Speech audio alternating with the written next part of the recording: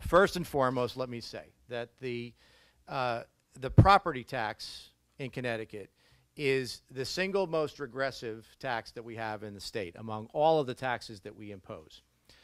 It also is the tax that we rely disproportionately on in the state of Connecticut. Of all the taxes that we collect at both the state and local level to run the state as a whole, roughly 40% of all the taxes that we collect are from the property tax.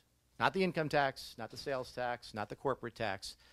The largest tax that we impose upon state residents is the property tax. And I think we all recognize and have recognized over the years that when we rely so heavily on the property tax, we make bad decisions in the state. We make bad decisions because we call on towns and cities to levy property taxes to pay for local education, for example.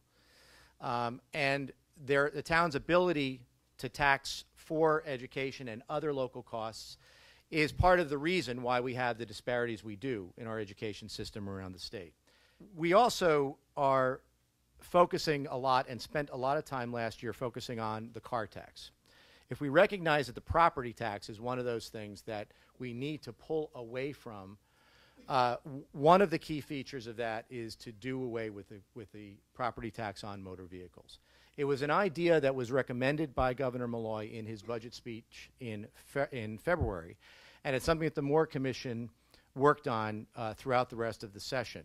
We made modifications to the governor's original proposal, and the House passed a version of that abolition towards the end of session. Unfortunately, it didn't get out of the Senate in its final form, but this Moore Commission is going to spend a significant amount of time working with all the various stakeholders in the methodology by which we can actually implement a phase-out of the property tax on motor vehicles.